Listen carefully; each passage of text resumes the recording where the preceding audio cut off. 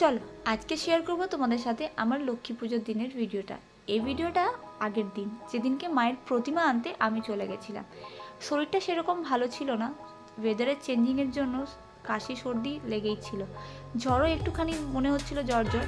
Hey everyone, welcome and welcome back to my channel. চটিটা পড়ো, চটি কোথায়? চটি বের করো।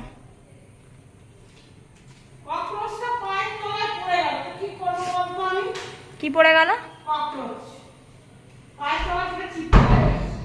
তুমি পড়ো, স্লিপারটা পড়ো। আসি কোথায় তোমার পিঙ্ক স্লিপারটা? কোথায়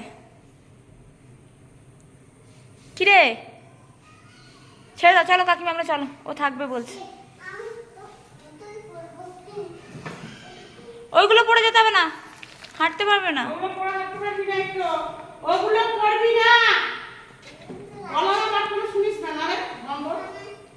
না না না না না, অন্যগুলো পড়ো, পিঙ্কটা, পিঙ্কগুলো।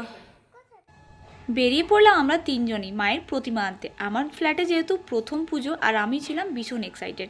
কোথাও না কোথাও ছিলাম নার্ভাস, কারণ এত রিচুয়ালস আমি জানতাম না। বাপের বাড়িতে পুজো হতো ঠিকই, কিন্তু সব কটা আমার বড় মাই করতো। সব রকম কাজ করে আমরা, তা মনে একটা কোথাও না কোথাও ভয়, বলে না মানুষের ভয় থাকলে সেই জিনিসটা খুব ভালোভাবে সাকসেসফুলি হয়, তো সত্যি কথা ভয় থাকাটাও দরকার। প্রথমেই চলে গেছিলাম ফুলের দোকানে, এখানে ফুল নিতে, কারণ ফুলের দোকানে হয় নেক্সট লেভেলের একদম ভিড়, যেখানে ফুল পাওয়া একদমই সম্ভব না। তাই আমরা আগের দিনে গেছিলাম ফুলের অর্ডার দিতে, নেক্সট দিন নিয়ে যাব বলে। কারণ দাদা আমাকে বলছিল ফুলটা আগে তোমরা নিয়ে চলে যাও, ফ্রিজে রাখবে। আমার যেহেতু ননভেজ থাকে, তাই আমি ফুল বা পুজোর কোনো জিনিসপত্রই আমি ফ্রিজে রাখতে পছন্দ করি না। তাই এখান থেকে ধানের ছড়াটা নিয়ে নিয়েছিলাম, আর পুজোর আমি ফুলগুলো অর্ডার দিয়েছিলাম, কারণ নেক্সট দিন বিশ্বজিৎ বা বাবু দুজন মিলে কেউ এসে নিয়ে যাবে। তো এখান থেকে ধানের ছড়া নিয়ে গেছিলাম আমার আর কাকিমার। দেন তারপরে চলে গেছিলাম মায়ের প্রতিমা দেখতে। প্রত্যেকটাই প্রতিমা ছিল খুবই সুন্দর দেখতে, যেমন তেমনি গঠন গঠনগুলো খুব সুন্দরভাবে বানিয়েছিল। আর এখানে আমি আমার মন্দিরের অ্যাকর্ডিংই নিচ্ছিলাম, যেমন আমার মন্দিরে যেটা ঠিকঠাক মতন বসে যেতে পারে মায়ের প্রতিমাটা, কারণ আমি এক বছর সেটা রাখবো, পরের বছর পুজোতে আবার মাকে বিসর্জন করব। তাই আমি তার হিসাব মতোই দেখছিলাম। তো ফাইনালি আমি সেই মতন পেয়েও গেছিলাম। দেন তারপরে সেটাকে আমরা ডিসাইড করি আমি আর কাকিমা, যে এটা আমার পুরোপুরি ঠাকুর ঘরের সাথে চলে যাবে। তাই এটাকে দাদাকে বললাম আমাকে প্যাক করে দিতে। দেন তারপরে চলে গেছিলাম ঠাকুরের প্রসাদের জন্য, যেহেতু এই বছর আমি রেডিমেড প্রসাদই ভোগ দেবো মাকে। তা ভোগ রান্না করে ভোগ দেওয়া হবে না, কারণ আরশি এখন ছোট, আর আমারও শরীরটা এই বছর খুব একটা ভালো নেই। প্রথম বছর যেহেতু পুজোটা আয়োজন করা হচ্ছে, তাই এই বছর ভোগের রান্নাটা করা হয়নি। যেটুকুই পারবো আমি নিজের মতো করেই পুজোর আয়োজনটা করেছি। এখানে জিনিস কিনতে না কিনতে মেয়ের আবার বায়না শুরু হলো নাড়ু খাবার জন্য। যেহেতু ওখানে নাড়ুগুলো দেখেই ওর ইচ্ছে করলো নাড়ু খেতে, ওই রকমই বায়না করতে স্টার্ট করলো। ও নাড়ু না নিয়ে বাড়ি ফিরবে না। ওকে শান্ত করতে করতে লিটারালি টাইম অনেকটাই হয়ে গেছিলো। দেন তারপরে চলে এসেছিলাম ফলের দোকানে কিছু ফল কেনার জন্য। তারপরে চলে গেছিলাম দশকর্মার জিনিসগুলো, যেটা লিস্ট তৈরি করে এনেছিলাম। প্রথমত তো ঘুরে গেলাম, কারণ ভিড়টা তখনও ছিল। আবার এসে দেখি ভিড়টা কিন্তু আলটিমেটলি তাই রয়েছে, কোনো কম বেশি হয়নি। পুজোতে সব কটাই পুজোতে কিন্তু ভিড় কিন্তু দশকর্মায় এরকমই থাকে। এসে কিন্তু আমি আশিকে নিয়ে এখানে বসে পড়লাম, কারণ তার দুষ্টুমি ছিল নেক্সট লেভেলে, ওকে নিয়ে যায় না কোথাও নিয়ে যাওয়া। দেন তারপরে কাকিমাকে বললাম তুমি দশকর্মার লিস্টটাকে দিয়ে দাও, উনি সব দেখে শুনে সব কিছু দিয়ে দেবে। দেন তারপরে আরশিকে কাকিমার কাছে রেখে আমি চলে গেছিলাম শাড়ির দোকানে লক্ষ্মী মায়ের জন্য দুটো শাড়ি নিতে। কাকিমাও যেহেতু একটা দেবে, আমিও শাড়ি দেবো, তার জন্য শাড়ির এখানে পছন্দ করতে কাকিমাকে দশকর্মা ভাণ্ডারে রেখে আমি চলে এসেছিলাম শাড়ি দেখতে। দুটো শাড়ি এখান থেকে সিলেকশন করে দেন ব্যাক করলাম সেখানে, কাকিমা যেখানে নিচ্ছিল দশকর্মা ভাণ্ডারের জিনিসপত্রগুলো। এই হলো আমাদের কেনাকাটার পর্ব।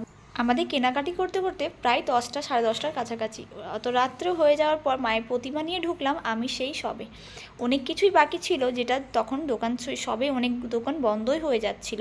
দেন তারপরে আমি যেটা যে জিনিসগুলো কিছু কিছু জিনিস বাকি ছিল, যেমন ফুল বা মিষ্টি, এই কিছু জিনিস বাকি ছিল, সেগুলো পরের দিন সকালে আনলেও হবে, কারণ পরের দিন বিকেলবেলায় পুজো, যেহেতু পূর্ণিমা না লাগা পর্যন্ত পুজো হবে না, তো পূর্ণিমা রাত 8টার সময় লাগবে, তারপরেই মায়ের পুজো হবে।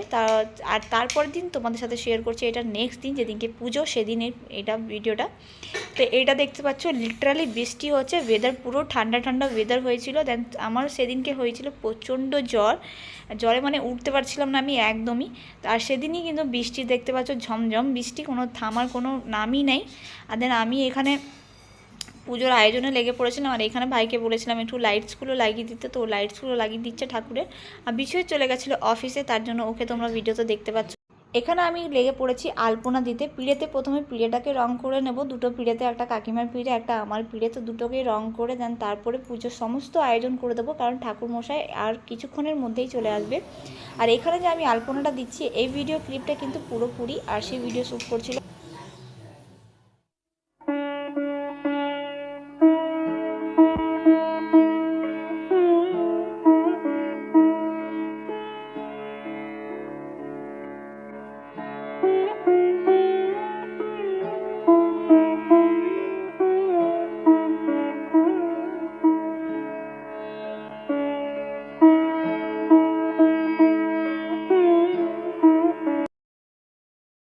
সেদিন কিন্তু শরীরটা সত্যিই একটু ভালো ছিল না, কিন্তু ঠাকুরের কাজ করতে করতে অমনি আবার এনার্জি ফুল হয়ে গেল। এখানে ঠাকুরের কাজ করতে আমার ভীষণ ভালো লাগছিল, প্রত্যেকটা কাজ নিখুঁতভাবে খুব ভালোভাবে পুজোটা সেদিন আমাদের হয়েছিল দু বাড়িতে। তো এখানে আমার সাথে সাথে ভাই কাকিমাও সঙ্গে লেগে পড়েছিল, কারণ আমার শরীর খারাপ দেখে ওরাও খুব নার্ভাস হয়ে গেছিলো যে একা হাতে এতটা করবি কী করে। তার সাথে সাথে আমার সঙ্গে লেগে পড়েছিল তিনজনে। আর এখানে আমার চলছিল ঠাকুরের আয়োজন করতেও যতটা ভালো লাগছিল, যেহেতু প্রথম আমি এক্সাইটেড লেভেলটা ছিল অনেকটা। এখানে প্রত্যেকটা ঠাকুরের আয়োজন করে দেন ঠাকুরমশাই আমাদেরকে টাইমিংটা বলে দিয়েছিলেন, কারণ ওনার নিচেও ছিল পুজো সোসাইটিতে, যেহেতু আমাদের সোসাইটিতে পুজো হচ্ছে আর বাড়িতেও সবারই বাড়িতে পুজো হবে। তো প্রথমেই আমাদের বাড়িতে পুজো করবেন উনি, টাইমিংটা আমাদের বলেই দিয়েছিলেন 8টা সাড়ে 8টা নাগাদ উনি চলে আসবেন, তাই আমরা এখানে পুজোর সমস্ত আয়োজন করে রেখে দিয়েছিলাম দু বাড়িতেই। দেন তারপরে ঠাকুরমশাই চলে যাবেন সোসাইটির পুজোতে, ওনাকেও ওখানেও পুজো করতে হবে। নিজের হাতে যখন পুজো ঠাকুরের যখন আয়োজন করে নেয় মনের একটা আলাদাই স্যাটিসফিকেশন হয়।